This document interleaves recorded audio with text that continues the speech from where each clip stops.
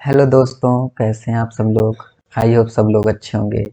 और आप देख रहे हैं मेरा यूट्यूब चैनल, जहां पर मैं बीएससी, एमएससी और इंजीनियरिंग मैथमेटिक्स पढ़ाता हूं। और आज जो हम टॉपिक पढ़ने वाले हैं ये एमएससी का टॉपिक है, और कुछ इसमें जो बेसिक है वो बीएससी का है। तो हम ये सोच कर चलेंगे कि ये बीएससी और एमएससी दोनों के एग्ज़ाम के लिए काफ़ी हेल्पफुल है। और देखिए, इस टॉपिक का नाम है स्पेशल फंक्शन, ठीक है। और और बता दूं, मैं तो आप देख रहे हैं मेरा यूट्यूब चैनल, ठीक है, और जिसका नाम है ग्लोबल मैथमेटिक्स। और इसको आप लाइक और सब्सक्राइब कीजिए, जिससे कि मेरी आने वाली जितनी भी वीडियोस हैं जो आपके एग्ज़ाम के लिए काफ़ी हेल्पफुल होने वाली हैं, उसको आप मिलती रहेंगी आपको, ठीक है। और चलिए अब स्टार्ट करते हैं हम आज का न्यू टॉपिक, स्पेशल फंक्शन। तो देखिए, स्पेशल फंक्शन में मैंने कुछ वो लगाए हैं, पेजेस लगाए हुए हैं, ठीक है, जिसमें मैंने अच्छे से लिखा हुआ है कि आपको आसानी से समझ में आ जाए, ठीक है। तो चलिए स्टार्ट करते हैं। तो देखिए, यहाँ पर सबसे पहले हम देखेंगे कि ये हमारा फॉर्मूला है जो इम्पॉर्टेंट है, और ये आपको जितने भी मैं अभी क्वेश्चन कराने वाला हूँ तो उसमें सब यूज होने वाले हैं। तो देखिए, सबसे पहला फॉर्मूला है गामा एन, फिर इसके बाद is equal to 0 to ∞ e की power minus t and t की power n minus 1, okay, and d t. तो एक ये फॉर्मूला, ये सबसे इम्पोर्टेंट फॉर्मूला है, सबसे ज़्यादा यूज होने वाला फॉर्मूला है। तो इसको याद रखिए, प्रैक्टिस करते रहिए, कहीं आपको प्लस माइनस में गलती ना हो जाए, क्योंकि ये जो स्पेशल फंक्शन है तो इसमें सबसे ज़्यादा आपको प्लस माइनस में ही कंफ्यूजन होने वाली है। आप अभी से ध्यान में रखिए इस बात को। इसके बाद देखिए, अब ये दूसरा क्वेश्चन, ये दूसरा फॉर्मूला है। यहाँ पर मैं लिख के बता देता हूँ कि गामा गामा एन, ये है गामा एन अपॉन ई की power n is equal to 0 to ∞ and e की पावर माइनस ए टी और टी की power n minus 1 d t. तो देखिए, ये फॉर्मूला कैसे बना। तो देखिए, अगर मैं इसको लिखना चाहूँ तो ये इस तरीके से लिख सकता हूँ, है ना, 0 to ∞ ई की power minus a t and t की power n minus 1 d t, ठीक है। तो इस तरीके से हम कोई फॉर्मूले को लिख सकते हैं, लेकिन हमेशा याद रखिए कि ये भी बहुत ही ज़्यादा इम्पोर्टेंट फॉर्मूला है, सबसे ज़्यादा क्वेश्चन इससे भी बनते हैं, ओके। अब देखिए, इसके बाद ये तो आपका बेसिक ही है, आपने इंटर में पढ़ा होगा, शायद इंटर में अगर टॉपिक नहीं हुआ होगा तो बीएससी में जरूर से जरूर पढ़ा होगा। तो ये gamma n plus 1 n gamma n होता है। कब होता है? जब एन इज एनी नंबर हो। अगर कोई नंबर है, ठीक है, तब हम इसको गामा एन प्लस 1 को एन गामा एन लिख सकते हैं, याद रखिएगा। इसके बाद अगर ये है गामा एन प्लस 1 एंड ये जब n इज इंटीजर, तो ये फैक्टोरियल n है, ठीक है, n इज इंटीजर। तो याद भी रखिएगा इसको भी कि जब कोई इंटीजर आ जाए तब आप n plus 1 is equal to gamma n लिखेंगे, ठीक है, याद रहेगा। और हमेशा ये याद रखिए कि गामा 1/2 की वैल्यू हमेशा अंडर रूट के अंदर पाई, मतलब ये हमेशा याद रखिएगा कि ये रहता ही रहता है। अगर आप गामा 1/2 देखेंगे तो उसको हम रूट पाई भी लिख सकते हैं, ठीक है, इतना समझ में आ गया। इसके बाद यहाँ पर है gamma n gamma 1 minus n. अगर इस तरीके से है तब हम इसको लिख सकते हैं pi upon sine n pi, ठीक है। तो याद रखिएगा इसको भी, ये भी बहुत ही ज़्यादा इम्पोर्टेंट है, ठीक है, और इसका भी यूज होने वाला है आपके थ्योरम सॉल्व करने में, ठीक है। इसके बाद gamma n and gamma n plus 1/2, तो इसको क्या बोलेंगे, इसको बोलेंगे अंडर रूट, ठीक है, पाई अपॉन 2 की पावर 2n-1 फिर गामा 2n, याद रखिएगा इसको भी। इसके बाद ये है 0 to infinity x power n-1 1 plus x d x, और इसको ये भी लिख सकते हैं pi upon sine n pi, ठीक है। तो ये देखिए ये एक है और ये एक है, ठीक है। तो इन दोनों की वैल्यू क्या होगी, दोनों की सेम होगी, ठीक है। लेकिन यहाँ पर हमेशा ये याद रखिएगा कि जो n की वैल्यू होगी वो 0 से बड़ी होगी और 1 से छोटी होगी। इस वजह से होगी क्योंकि अगर ये 0 हो गई, यहाँ पर 0 हो गई तो ये तो इन्फिनिटी हो जाएगा, और इन्फिनिटी फिर डज नॉट एग्जिस्ट हो जाएगा, ठीक है। इसके बाद ये थोड़ा सा सीक्वेंस है, ये सीरीज है, इस सीरीज को याद रखिएगा क्योंकि ये सीरीज हमारी अभी क्वेश्चन जब सॉल्व करने वाले हैं तो उसमें कुछ इस तरीके की सीरीज दिखेगी जिसकी हमें value 2 pi square upon under root n लिखने वाले हैं, ठीक है। तो याद हो गया। चलिए अब मैं सोचता हूँ कि ये आपको याद हो गया, तो अब मैं आगे बढ़ने वाला हूँ, ठीक है। अब देखिए आगे कुछ ये है कि अभी तो हमने गामा फंक्शन की बात की थी, ठीक है। अब थोड़ा सा बेसिक हम बीटा फंक्शन के बारे में भी जान लें, क्योंकि यहाँ पर जितने भी फंक्शन है सब फंक्शन को हम पढ़ने वाले हैं, इसलिए इसे स्पेशल फंक्शन नाम दिया गया है। तो देखिए बीटा फंक्शन क्या होता है। अक्सर देखिए ये एग्जाम के लिए भी बहुत ही इम्पोर्टेंट है, क्योंकि ये एग्जाम में पूछा भी गया है कि बताइए बीटा फंक्शन की डिफिनीशन क्या है, एंड उसका फॉर्मूला भी हमें लिखना पड़ेगा। तो देखिए बीटा फंक्शन को हम समझने की कोशिश करते हैं कि कह रहा है द डेफिनेट इंटीग्रल, ये क्या है, ये डेफिनेट इंटीग्रल है जो इसकी लिमिट हमेशा 0 से 1 तक जाएगी, एंड x की पावर m-1 यहाँ पर मैं लिख देता हूँ जिससे कि आपको फिर से समझ में आने लगे। तो 0 to 1 x power m-1 and 1 minus x n-1 dx। तो ये हमारा फॉर्मूला होता है किसका, बीटा फंक्शन का। इसके बाद यहाँ पर हम ये याद रखेंगे कि जो m की वैल्यू होगी वो 0 से बड़ी होगी और n की वैल्यू होगी वो भी 0 से बड़ी होने वाली है, ठीक है। अब देखिए इसके बाद कह रहा है कि is non at the beta, ठीक है, is non at the beta function and is denoted by beta m comma n, मतलब इसको हम beta m comma n is equal to लिखेंगे क्योंकि बीटा फंक्शन को हम इससे डिनोट करते हैं, बीटा ब्रैकेट में m कॉमा n से। ये भी बेसिक था, ये भी आपको समझ में आया है और आपने शायद पढ़ा भी होगा, ठीक है, बीएससी में। इसके बाद अब हम देखने वाले हैं कि beta function is denoted by beta comma n, फिर बीटा फंक्शन इज आल्सो, मतलब बीटा फंक्शन को हम यूलेरियन इंटीग्रल भी बोलते हैं, याद रखिएगा। अगर बीटा फंक्शन ना बोल के वो यूलेरियन बोले, ठीक है, अगर यूलेरियन इंटीग्रल बोले तो आप समझ जाइएगा कि ये बीटा फंक्शन की ही बात कर रहा है, ठीक है, ओके। अब देखिए यहाँ पर जैसे हमने गामा फंक्शन में कुछ फॉर्मूले पढ़े थे जो एग्जाम में पूछे जा चुके हैं, तो उसमें यूज होते हैं ये फॉर्मूले। इसी तरीके से कुछ बीटा फंक्शन के फॉर्मूले हैं जो क्वेश्चन आते हैं एग्जाम में, उसमें ये फॉर्मूले यूज होते हैं, ठीक है। तो चलिए फॉर्मूला देखते हैं।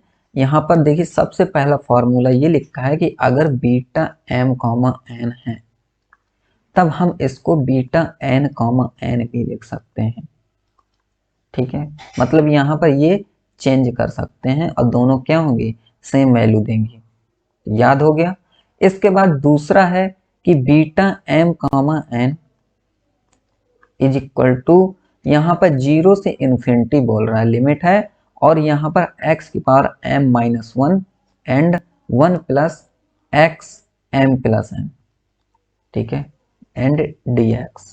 तो ये भी फॉर्मूला है और ये क्वेश्चन पूछा भी जा चुका है। ये फॉर्मूला को प्रूफ करने के लिए बोला गया है कि इसको प्रूफ करके दिखाइए कि बीटा m कॉमा n इसके इक्वल है, और ये क्वेश्चन काफी बार एग्जाम में आया हुआ है। तो ये भी हम सॉल्यूशन इसका पढ़ेंगे, ठीक है।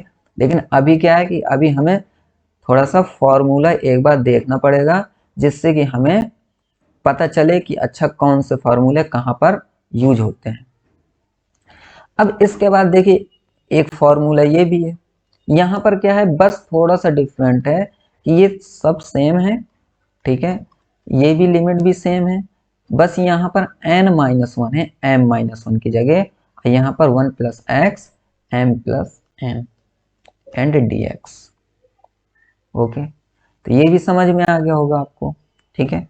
इसके बाद देखिए फिर एक फॉर्मूला है बीटा m, n, और ये थोड़ा सा अलग है, यहाँ पर 2 × 0 से π/2 है, ठीक है, और cos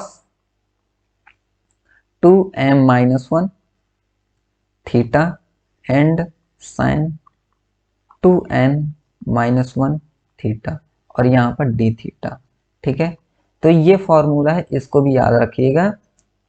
अब इसके बाद देखिए beta m, n, last formula ये है बीटा फंक्शन का, इसे कहेंगे x⁻m-1 प्लस x⁻n-1, ठीक है, upon 1 + x m + n and dx, ठीक है। तो ये हमारे कुछ बीटा फंक्शन के भी फार्मूले हैं और कुछ गामा फंक्शन के फार्मूले हैं। तो दोनों फंक्शन के फार्मूले मैं उम्मीद करता हूँ कि आपने नोट्स में लिख लिया होगा। अब इसके बाद एक इम्पॉर्टेंट है जो एग्जाम में पूछा गया है कि बताइए relation between beta gamma function, मतलब कि इसमें आप बीटा गामा फंक्शन का रिलेशन बताइए, ठीक है। तो जब ये रिलेशन बीटा गामा फंक्शन का होगा तब इसका फॉर्मूला होगा beta m, n is equal to gamma n and gamma n upon gamma m + n। इसका प्रूफ भी हम पढ़ेंगे थोड़ा देर में, ठीक है, इसका प्रूफ हम थोड़ा देर में पढ़ने वाले हैं। तो ये मैं इसलिए अभी बता दिया मैंने कि आपके दिमाग में रहे कि बीटा और गामा का जो अगर रिलेशन होगा तो उसका फॉर्मूला ये होगा, याद हो गया। अब चलिए छोटा सा एक क्वेश्चन देखते हैं, ये क्वेश्चन इंपॉर्टेंट है और ये पूछा गया हुआ है। तो देखिए यहाँ पर क्वेश्चन कह रहा है कि शो दैट, दिखाइए शो दैट 0 to ∞ फिर x⁻c/c⁻x dx is equal to gamma c+1 फिर अपॉन log c फिर उसकी पावर c+1 है, और जहां पर c जो है वो 0 से बड़ा है, ठीक है। तो देखिए इसको किस तरीके से लिखेंगे। तो देखिए यहाँ पर हम देख रहे हैं कि इसको क्या किया गया है, इसको सबसे पहले हमने LHS ले लिया है, LHS ये है। इसके बाद हमने क्या किया है कि c⁻x को ऊपर ले गए, ठीक है, और ऊपर ले जाने के बाद c को हमने e log c base e, ठीक है, ये हमने लिख लिया। मतलब कि यहाँ पर देखिए c को क्या माना है e⁻ log c base e, ये मान लिया है। और मैं यहाँ पर प्रूफ ही करा देता हूँ, सबसे अच्छा ये कि अगर ये x⁻c है और c⁻x है एंड dx है, तो इसको इस तरीके से सॉल्व करेंगे 0 to ∞ x⁻c और c को ले जाएंगे ऊपर एंड c⁻−x dx हो जाएगा, हो गया। इसके बाद यहाँ पर मैंने क्या कहा कि c को हमने ये मान लिया है, तो यहाँ पर 0 to ∞ रहेगा इज इक्वल 0 to ∞ x की पावर, फिर c क्या है, c क्या है हमारा, c है हमारा यहाँ पर e⁻ log c base e है, ठीक है। लेकिन यहाँ पर हम इसको यहीं रखा रहने देंगे, लेकिन ये वाला जो है इस c को हम चेंज कर देंगे e⁻ log c base e and bracket में -x ऊपर एंड dx, हो गया। इसके बाद 0 to ∞ x⁻c एंड e की पावर, अब ये मल्टीप्लाई हो जाएंगे तो -x log c base e, and dx। फिर इसके बाद 0 टू इन्फिनिटी। अब यहाँ पर हम देखेंगे कि c है, अगर मैं यहाँ पर एक जोड़ दूं और एक घटा दूं तो कोई प्रॉब्लम नहीं है ना। एंड इसको हम लिख सकते हैं माइनस, अगर मैं बाहर लिख दूं and x log c base e, ठीक है, एंड dx, और इसको मैं इस तरीके से लिख दूं, है ना। तो देखिए यहाँ पर वही है कि इसको हम क्या लिख सकते हैं, ये हमारा एक फॉर्मूला था जो मैंने आपको याद कीजिए, इससे पहले मैंने बताया था गामा फंक्शन में, ठीक है, ये वाला सेकंड वाला ये है, ये फॉर्मूला। तो यहाँ पर क्या है देखिए, ये है कि नहीं है ना। तो इसी फॉर्मूला का यूज किया गया, मैंने बोला था कि ये फॉर्मूला यूज होगा। तो देखिए ये फॉर्मूला क्या था कि गामा, यहाँ पर देखिए गामा n अपॉन a की पावर n था, फिर इसके बाद is equal to 0 to infinity था, एंड e की पावर माइनस AT एंड t की पावर n-1 और dt, ये था कि नहीं था। अब देखिए यहाँ पर इधर मैं कर दूं, अब यहाँ पर देखिए कि इस तरीके से ये बन रहा है कि नहीं बन रहा है, t की पावर n-1 है, x की पावर ये क्या है पूरा n है और ये -1 है, इसको हमने n मान लिया है कि c+1 क्या है, n है -1। फिर इसके बाद e है तो e है, माइनस है माइनस है, a क्या है हमारा, a हमारा यहाँ पर ये है log c बेस e है, ठीक है, a क्या है log c बेस e है यहाँ पर, और x क्या है ये t है, याद हो गया। तो देखिए इसको हम क्या लिख सकते हैं, गामा n की जगह क्या लिख सकते हैं, गामा n मैंने क्या माना यहाँ पर c+1 है, एंड अपॉन a क्या है हमारा log c है, बेस e लगाओ या ना लगाओ कोई बात नहीं, लगा भी सकते हैं। इसके बाद n ये है c+1, तो देखिए इसी को हमें लेकर आना था, है ना, कि गामा यहाँ पर देखिए ये गामा c+1 log c और पावर में c+1 है, ठीक है, और यहाँ पर हम लिख देंगे c क्या है 0 से बड़ा है। तो ये हमारा एक छोटा सा शॉर्ट क्वेश्चन है, ठीक है, और ये हमारा हमेशा पूछा जाता है एग्जाम में, ठीक है, तो इसको याद रखिएगा। अब चलिए दूसरा हम देखते हैं, जो मैंने आपसे कहा था कि चलिए रिलेशन देखते हैं गामा फंक्शन और बीटा फंक्शन का। तो गामा फंक्शन बीटा फंक्शन का रिलेशन कुछ इस तरीके से है, यहाँ पर हम सॉल्व करेंगे, और यहाँ पर देखिए सबसे पहले मैं दिखाऊं तो यहाँ पर हम जानते हैं कि गामा n है या गामा m है, कोई बात नहीं, हम गामा n भी लिख सकते हैं गामा m। तो इसको हम ये फॉर्मूला अभी जो हमने यूज किया था गामा m अपॉन a की पावर n और फिर 0 टू इन्फिनिटी e की पावर -AT और फिर t की पावर n-1 dt, ये यूज किया था n में, यूज किया था। अब यही फॉर्मूला है, लेकिन यहाँ पर हमने क्या ले लिया है, m ले लिया है। तो gamma m is equal to क्या होगा, ये हो जाएगा a और ये n तो m हो जाएगा, फिर 0 टू इन्फिनिटी हो जाएगा e की पावर में a की जगह ले लेता हूँ z, और फिर t एंड t की पावर m-1 dt। तो ये मैंने एक फंक्शन ले लिया है, ठीक है, ये किसका फंक्शन है, गामा फंक्शन का फंक्शन है, ठीक है, तो ये ले लिया हमने फॉर्मूला।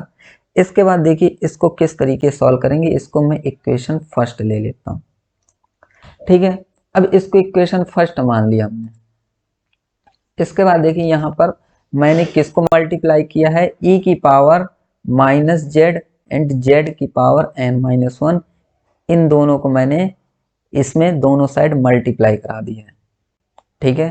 तो देखिए यहाँ पर मल्टीप्लाई कराने के बाद क्या होगा,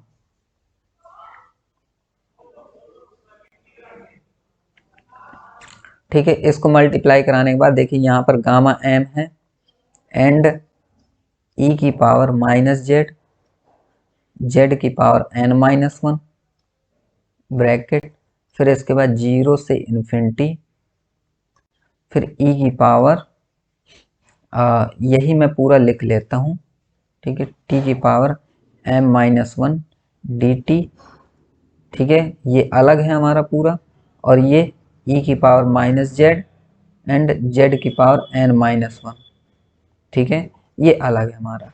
तो दोनों साइड मैंने देखिए मल्टीप्लाई करा दिया। तो हमें भी, आपको भी यही करना है, पहले मल्टीप्लाई करा देना है। मल्टीप्लाई कराने के बाद इसको किस तरीके से सॉल्व करेंगे, इसको उसी तरीके से रखा रहेगा, ए की power minus Z and Z की पावर एन माइनस वन।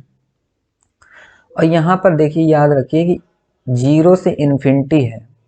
अब यहाँ पर देखिए क्या है, यहाँ पर आपका लिखा है e की पावर माइनस जेड टी और ये है e की पावर माइनस जेड, तो ये दोनों जुड़ जाएंगे, तो e की power minus Z T minus Z, ये हो गया। इसके बाद देखिए ये वही रहेगा, t की पावर m माइनस वन, ठीक है, t की पावर m माइनस वन वही रहा। फिर इसके बाद यहाँ पर हो गया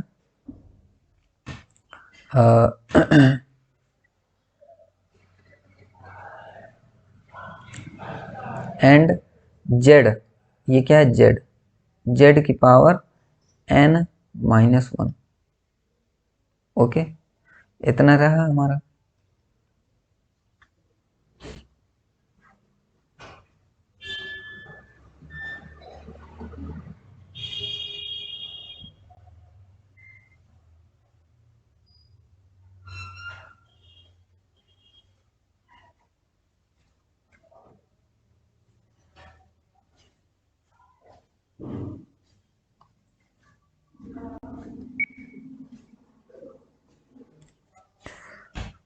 ये कह रहा था कि यहाँ पर देखिए ये हो गया a की पावर m। अब यहाँ पर हमने यहाँ पर इंटू a की पावर क्या आएगा, a क्या है हमारा z है, तो z की पावर m आ जाएगा यहाँ पर, ठीक है, यहाँ पर भी z की पावर m आ जाएगा।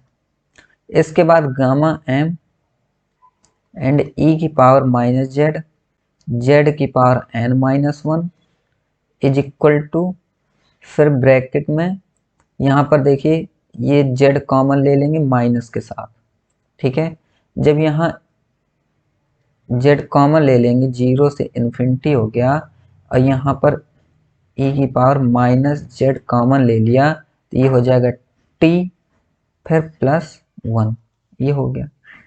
अब इसके बाद देखिए यहाँ पर इसकी बात हो गई। अब यहाँ पर देखिए z है ये और z है ये भी, तो ये जुड़ जाएंगे, तो यहाँ पर हो जाएगा z n plus m minus one, ये हो गया, और फिर t की पावर m माइनस वन, तो ये हमारा dt, ये हो गया हमारा, ठीक है, तो इतना याद रहेगा आपको।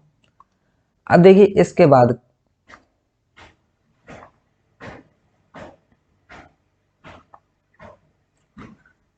बाद देखिए क्या करना है हमें, कि यहां पर लिखा है कि now integrating equation two with respect to z both side, ठीक है, मतलब ये जो इक्वेशन टू है, तो यहां पर हम दोनों साइड इंटीग्रेट कर देंगे, किसके साथ, जेड के साथ, ठीक है। तो यहां पर चलिए करते हैं गामा m ब्रैकेट, फिर 0 से इन्फिनिटी, यहाँ पर देखिए मैं ऐसे समझा देता हूँ, देखिए ये गामा m है, फिर 0 से इन्फिनिटी हो गया e की पावर माइनस जेड, जेड की power n minus one d z is equal to, अब इंटीग्रेट किया है कहाँ से, z के लिमिट z टेंस टू 0 से, ठीक है, ओके, बोथ साइड, तो z is equal to 0 to infinity, और एक था t is equal to 0 to infinity, e की पावर ये पूरा वही रख दिया, और ये dt जो हमारा पहले था यहाँ पर, लेकिन dz और ये दोनों हमने अलग से दोनों साइड किया है, तो हमने दोनों साइड रख दिया। ये देखिए dz 0 से इन्फिनिटी, इतना समझ में आ गया। इसके बाद देखिए गामा m,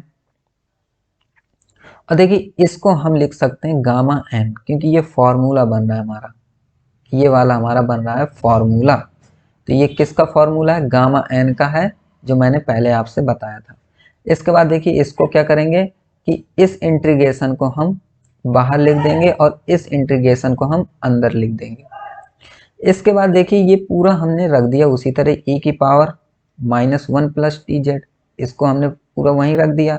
और देखिए ये इसको z की पावर m प्लस n है यहाँ पर, ठीक है, यहाँ पर n है हमारा।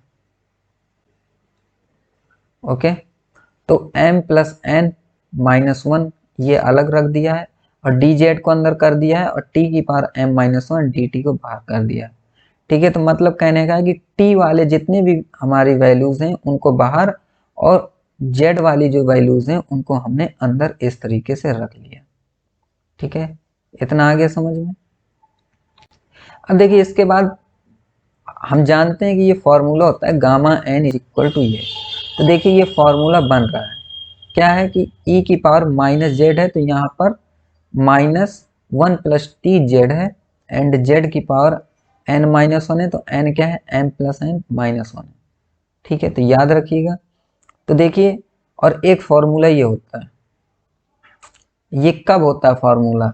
ये तब होता है जब e जो होता है, e की पावर में ये कॉफिशिएंट में कुछ होता है, या तो -t है, या फिर जैसे इसमें कॉफिशिएंट में 1 प्लस t है कि नहीं है ना।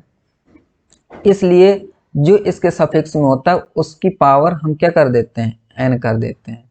तो यहाँ पर देखिए आप इसको आगे कि इसमें क्या है कि e की पावर क्या है? 1 प्लस t है। तो मैं यहाँ पर देखिए, यहाँ पर अगर मैं लिखना चाहूँ तो ये मैं कुछ इस तरीके से लिख सकता हूँ कि गामा n क्या है? गामा m प्लस n है ना, फॉर्मूला है ना। एंड t की पावर है, तो t क्या है? 1 प्लस t है, एंड m प्लस n, ये है कि नहीं है। तो देखिए ये मैंने रख दिया यहाँ पर, ठीक है, जितना फॉर्मूला बन रहा था इसमें वो मैंने यहाँ रख दिया, और ये पूरा वही रखा है सेम टू सेम। ठीक है, इसके बाद देखिए कि गामा m प्लस n है, ठीक है, ये पूरा gamma m plus n 1 plus t की पावर m प्लस n होता है। तो इसका फॉर्मूला ये था हमारा, था, है ना, यहाँ पर। तो देखिए अब अगर मैं लिखना चाहूं तो gamma m plus n upon, ठीक है, अब इसको क्या कर दिया मैंने? इसको यहाँ नीचे ला दिया। इसको देखिए इस तरीके से, जैसे ये गामा m है एंड गामा n है, और 0 से इन्फिनिटी है, gamma m plus n and 1 plus t की power m plus n and t की पावर m-1 dt। और आपको पता होगा कि इंटीग्रेशन में वही रहता है अंदर जो t का क्या हो? वेरिएबल हो, और जो t का वेरिएबल नहीं होता वो बाहर रख देते हैं। तो ये देखिए t का वेरिएबल है नहीं है, तो इसको अगर बाहर कर दिया तो ये हमारा gamma m upon gamma n upon gamma m plus n रहेगा। और फिर ये क्या रह जाएगा? 0 से इन्फिनिटी, और ये हो जाएगा ऊपर t की पावर m-1, और नीचे रहेगा 1 प्लस t की power m plus n and dt रह जाएगा, यही रह जाएगा। तो देखिए यही है यहाँ पर, है ना। अब देखिए इसका फॉर्मूला मैंने बताया था कि इसका फॉर्मूला क्या होता है। इसका फॉर्मूला होता है, ये एक बीटा फंक्शन का फॉर्मूला है ना। तो बीटा फंक्शन हमने बीटा m कॉमा n रख दिया, ठीक है, तो ये हमारा प्रूफ हो गया। तो देखिए फॉर्मूला जब तक आप नहीं पढ़ेंगे, मैं चाहे आपको जितना समझा दूं, आपको समझ में नहीं आने वाला, क्योंकि यहाँ पर हर स्टेप में फॉर्मूला यूज हो रहा है। ठीक है, तो गामा फंक्शन और बीटा फंक्शन के आप फॉर्मूले याद रखिए, अच्छे से आपको याद होने चाहिए। ठीक है, तो चलिए अब मैं स्टार्ट करता हूं कि अभी तक हमने देखिए बीटा फंक्शन को प्रूव किया, गामा फंक्शन बीटा फंक्शन के रिलेशन को प्रूव किया है। लेकिन एग्जाम में ये भी पूछता है कि भाई गामा फंक्शन की डेफिनेशन बताइए, जो कि पूछा गया है ये, और जो पूछे गए हैं उसमें मैंने पहले से ही इम्पोर्टेंट लिख दिया, और ये शॉर्ट क्वेश्चन पूछे जाते हैं। ठीक है, जो लॉन्ग क्वेश्चन में आएगा मैं लॉन्ग क्वेश्चन में बता दूंगा कि ये लॉन्ग क्वेश्चन पूछे जाते हैं। तो देखिए इसकी डेफिनेशन ये है, और ये आपको लिख कर आनी है एग्जाम में कि एन इंटीग्रल, ठीक है, an integral I is equal to 0 से इन्फिनिटी ई की power minus t t z minus 1 d t. ठीक है, तो देखिए इसको जैसे हमने गामा एन भी लिखते थे, गामा एन लिखते थे, तो इसे हम इंटीग्रल भी बोल सकते हैं। ठीक है, क्योंकि ये इंटीग्रल का ही भी है। ठीक है, तो एन इंटीग्रल है तो आई इज इक्वल टू, और फिर ये गामा एन की क्या कर देंगे, फॉर्मूला लिख देंगे, फिर कहेंगे इज कन्वर्जेंट इंटीग्रल। ये क्या है, ये कन्वर्जेंट इंटीग्रल है, किसके लिए है, z इज ग्रेटर देन 0 के लिए है। This integral is called gamma function, और इसे ही हम क्या बोलते हैं, गामा फंक्शन बोलते हैं, और जिसे हम गामा जेड से डिनोट करते हैं।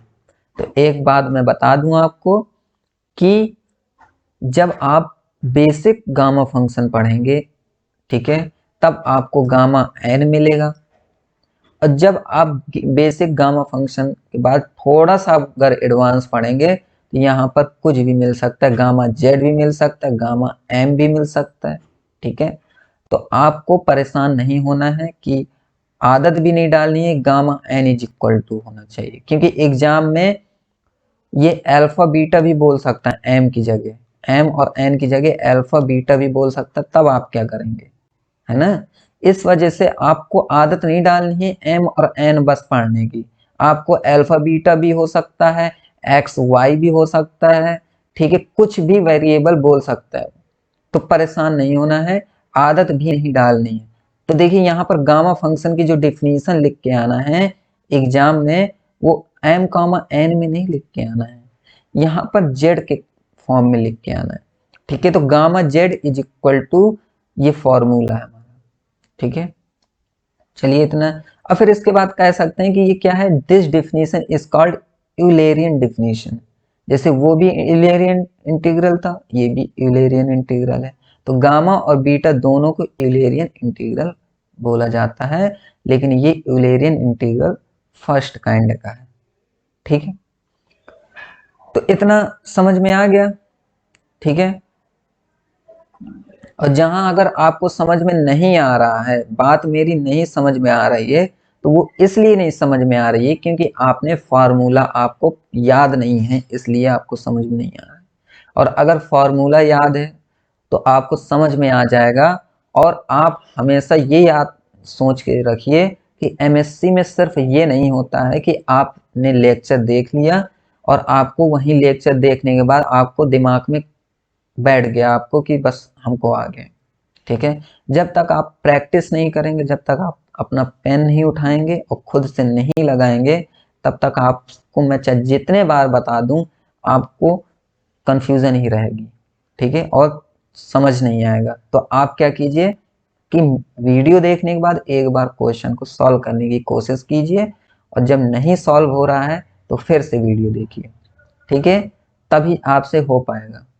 ठीक है, अब देखिए यहाँ पर देखिए एक डिफिनीशन है, ये इंपॉर्टेंट है और पूछी भी जाती है, वायर स्ट्रास डिफिनीशन। वायर स्ट्रास डिफिनीशन क्या होती है, तो देखिए इसको मैं थोड़ा सा सॉल्व करके ही बताऊंगा मैं आपको। ठीक है, कि द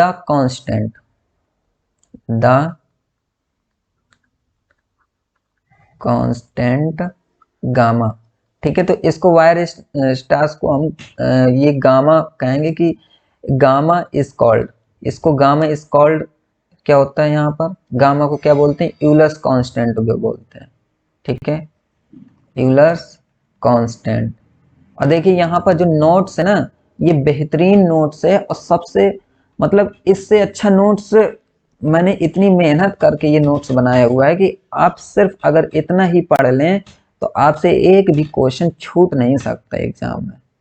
ये याद रखिएगा, ठीक है। तो मैंने काफ़ी अच्छे से इसको लिखा हुआ है, ठीक है, और इसकी डेफिनेशन भी काफ़ी अच्छे से डिफाइन की हुई है, तो एग्जामिनर को कोई भी प्रॉब्लम नहीं होने वाली अगर आप यही डेफिनेशन लिख के आ जाएंगे तो देखिए ये क्या कह रहा है कि the constant gamma is called Euler's constant, ठीक है। और इसे किस तरीके से डिफाइन किया जा सकता है, तो देखिए gamma is equal to limit n tends to infinity and 1 + 1/2 + 1/3 + 1/n तक, ठीक है, एंड माइनस लॉग n, ये याद रखिएगा। यहाँ पर ये देखिए छोटी चीज नहीं होती है कि भाई आपने वीडियो देख लिया और समझ में आ गया, ठीक है। ये थोड़ा सा आपको खुद से भी दिमाग में, अभी तो कुछ नहीं है, ये बेसिक है, ठीक है। इसके आगे आप पढ़ेंगे ना hyper geometric, generalize hyper geometry, तब तो आपके होश उड़ने वाले हैं, समझ लीजिए बहुत ही कंफ्यूजन होने वाला है। इसलिए आपको वीडियो के साथ साथ प्रैक्टिस भी करनी पड़ेगी, वरना मैं बता दूं आपको कि आप अगर इसकी कोचिंग भी देखिए, कोई भी टीचर के यहाँ भी जाइएगा तो आप मुझसे लिखवा लीजिए एक बार कि टीचर आपको पूरा नहीं पढ़ाने वाला, कि आपको पूरी बुक पढ़ा के रख देगा, तो वो आप भूल जाइए कि पूरी बुक नहीं पढ़ाते वो सिर्फ आपको क्या करेंगे कि इसी तरीके से क्वेश्चन आपको इम्पोर्टेंट सिर्फ और सिर्फ इम्पोर्टेंट क्वेश्चन आपको इसी तरीके से बता देंगे बुक्स में, वो लिख कर भी नहीं बताएंगे आपको कि लिख कर वो एक एक बताएं, ठीक है, जिस तरीके से मैं बता रहा हूँ। और वहां पर आप पैसे आप दे के आ जाएंगे, काफी ज्यादा खर्च करके आएंगे, आपको ज्यादा कुछ मिलने वाला नहीं है, ठीक है। आपको खुद से मेहनत करनी पड़ेगी, क्योंकि यहाँ पर जो एमएससी होता है वो सेमेस्टर वाइज एमएससी होता है, ठीक है। तो यहाँ 6-6 महीने में पेपर होते हैं। अब ये बताइए 6 महीने में पेपर होता है, 5 बुक्स होती हैं, 5 पेपर होते हैं, तो आप किस तरीके से करके आएंगे बताइए। और टीचर भी कितना आपको किस तरीके से पढ़ा देंगे, एक बुक्स को कितने दिन तक पढ़ाएंगे। अगर वो एक बुक को 2 महीने भी पढ़ा रहे हैं तो ये तो 10 महीने हो रहे हैं, और 10 महीने तो पेपर तो 6 महीने में होते हैं। मतलब यहाँ पर आपको 1 महीने के अंदर ही बुक को कंप्लीट करानी पड़ती है, और 1 महीने में कितना पढ़ा देंगे बताइए। और एमएससी का है, ठीक है, छोटा मोटा है नहीं है कि भाई इंटर का हो बीएससी का हो तो आपको लिख लिख कर बताएं, तो ऐसा भी नहीं है ना। तो आपको हमेशा क्या करना है कि देखिए जिस तरीके से मैं ये नोट्स बता रहा हूँ, तो ये नोट्स में जैसा लिखा है वैसा ही आप बढ़िया पढ़िए, ठीक है, और आपका पूरा पूरा फंसने वाला है एग्जाम में, ठीक है। तो चलिए अब स्टार्ट करते हैं। ये कि gamma is equal to limit n tends to infinity, ये सीरीज याद रखनी है आपको, ठीक है। इसके बाद देखिए यहां पर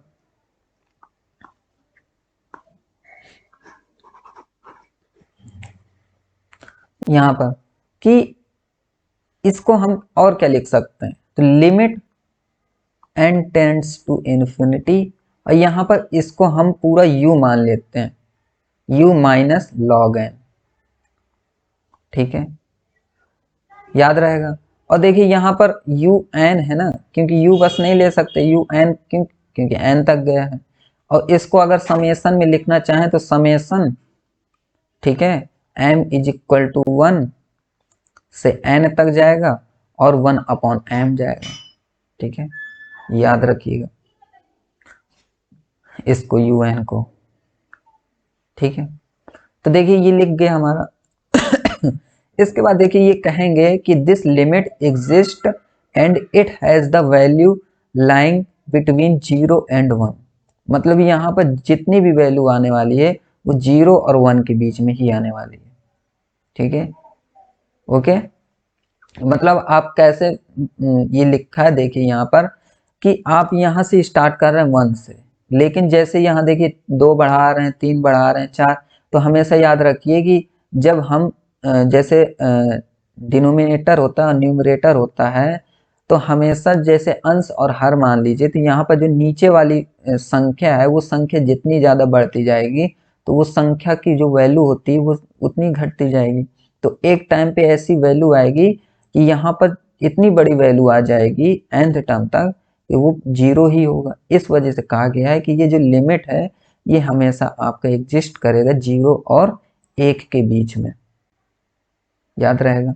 फिर then the Weierstrass definition of gamma z defined by equation, ठीक है। तब हम कहेंगे कि जो, तभी हम कह सकते हैं कि जो वायरस्ट्रास डेफिनेशन होगी गामा जेड की वो इस इक्वेशन से सॉल्व होने वाली है। 1/z is equal to z e की पावर गामा जेड, ठीक है, pi n is equal to 1 से इन्फिनिटी, ठीक है, and 1 plus z upon n and e की power minus z upon n, ठीक है। ये हमारी डिफिनीशन है। ये आप ये मत सोचिए कि ये मैंने सॉल्व कराया, तो ये सॉल्व नहीं करा, ये डेफिनीशन है। और इसके बाद में जब इसको सॉल्व कराऊंगा तो ये प्रूफ करके दिखाऊंगा ये, ठीक है। ये क्वेश्चन, ये जो इक्वेशन है ना, इसको प्रूफ करके दिखाऊंगा कि किस तरीके से प्रूफ की जाती है। और ये प्रूफ भी वो पूछता है एग्जामिनर कि भाई इसका प्रूफ भी बताओ, ठीक है। तब आपको प्रूफ भी करके दिखाना पड़ेगा, याद रहेगा। तो फिर देखिए ये लिख दिया हमने, है ना, तो इसको याद रखिएगा, ये इम्पोर्टेंट है। और एग्जाम में क्वेश्चन जो होते हैं ना, देखिए एक प्रूफ होता है, एक क्वेश्चन होता है, ठीक है। तो क्वेश्चन भी देगा वो, और क्वेश्चन में इस फॉर्मूला का यूज होने वाला है, तो वो भी। तो देखिए यहाँ पर कह रहा है पहले से ही कि where gamma is called Euler's constant. यहाँ पर जो गामा है वो आपका यूलर्स कांस्टेंट है, जो कि इक्वेशन फर्स्ट में दिया है, और from definition first we have find, ठीक है। और डिफिनीशन जो फर्स्ट है ना, इससे हम क्या फाइंड कर सकते, दो चीजें फाइंड कर सकते हैं। एक गामा जेड का रिजल्ट फाइंड कर सकते हैं, जहां पर जेड इज इक्वल टू 0, -1, -2 ये सब हो सकता है, ठीक है। और function gamma z is analytic infinite, जो कि जेड प्लेन एक्सेप्ट, मतलब जेड प्लेन को हटाकर ये जो है जितने भी फंक्शन गामा जेड के होंगे वो एनालिटिक इनफाइनाइट होंगे, इनफाइनाइट हो सकते हैं, इन्फिनिटी मतलब कि काफ़ी ज़्यादा फंक्शन हो सकते हैं इसके गामा जेड के, ठीक है। तो ये याद रखेंगे। तो ये हमारा वायरस्ट्रास डिफिनीशन था, काफ़ी इंपॉर्टेंट क्वेश्चन था ये, डिफिनीशन था, ये पूछा जाता है। तो देखिए मैं बता दूं आपको कि यहाँ पर हम गामा फंक्शन की डिफिनीशन, ठीक है, और बीटा फंक्शन की डिफिनीशन और वायरस्ट्रास की डिफिनीशन, ये हम याद रखेंगे अच्छे से कंप्लीट करके, ठीक है। और देखिए इसके, इसमें बैक बहुत लगती है, याद रखिए। फर्स्ट पेपर होता है इसका, ज़्यादातर एग्जाम में फर्स्ट पेपर इसका होता है स्पेशल फंक्शन का, और फर्स्ट पेपर होता है, और फर्स्ट पेपर में इतना ज़्यादा प्रेशर होता है, डर रहता है बच्चों के ऊपर कि एग्जाम का इतना ज़्यादा डर रहता है कि उनको जो है प्लस माइनस में। अब देखिए अगर आप इसको याद कीजिए, एक एग्जाम्पल के तौर पे मैं कह दूं कि चलिए इसको याद कीजिए, तो कैसे याद करेंगे, इसको याद कर लिया, लेकिन यहाँ पर देखिए थोड़ा सा यहाँ पर गौर कीजिए, ये माइनस है जो, अब ये माइनस याद रहेगा आपको, ठीक है। कहाँ पर माइनस है, यहाँ पर तो नहीं माइनस नहीं था, यहाँ पर कहीं माइनस तो नहीं था। ये सब चीजें प्रॉब्लम देती हैं सबसे ज्यादा, क्योंकि मैंने एग्जाम दिया हुआ है, इसलिए मैं बता रहा हूँ आपको कि ये हर स्टूडेंट की प्रॉब्लम होती है प्लस माइनस की। इस वजह से इसको इतना ज़्यादा प्रैक्टिस करना पड़ता है, तभी जाके आप एग्ज़ाम निकाल पाओगे। और यहाँ पर देखिए अगर नेट की भी प्रिपरेशन करनी है, ठीक है, तो नेट में क्या होता है कि सबसे पहले तो 55% होने चाहिए एमएससी में, है ना। अब देखिए किसी किसी की फर्स्ट पेपर में बैक लगी होती है, सेकंड में मान लीजिए बैक लगी होती है, ठीक है, वो बैक भी निकालता है ना। अब जैसे थर्ड सेमेस्टर है, अब मान लीजिए इसमें अगर भगवान ना करे अगर बैक लग गई, ठीक है, जो नहीं पढ़ते उनकी बात कर रहा हूँ कि अगर उनकी बैक लग गई, ठीक है, उसके बाद क्या करेंगे कि इसमें मान लीजिए इनकी बैक लग गई 2 पेपर में, अब इसके बाद इनकी 2 पेपर में यहाँ बैक लगी है, और फिर चौथे सेमेस्टर में 5 पेपर होते हैं, ठीक है, लास्ट सेमेस्टर में। तो कितने पेपर हो गए, 5 वहां पेपर देगा, 2 यहाँ पेपर, मतलब 7 पेपर देगा वो, ठीक है। तो वहां परसेंटेज नहीं घटेगी क्या? बिल्कुल घटेगी, क्योंकि वो फोकस यहाँ पर भी करेगा, यहाँ पर भी करेगा, ठीक है। तो इसलिए कह रहे हैं कि बैक नहीं लगनी चाहिए एग्जाम में। अगर बैक लगी तो समझ लीजिए परसेंटेज में बहुत बुरा असर होता है। और जहाँ परसेंटेज घट जाएगी, देखिए यहाँ पर 55% होने चाहिए, अगर 55% से कम हुए, और कम से कम तो मैं तो कहता हूँ कि हर स्टूडेंट के 65% तो एमएससी में होने ही चाहिए,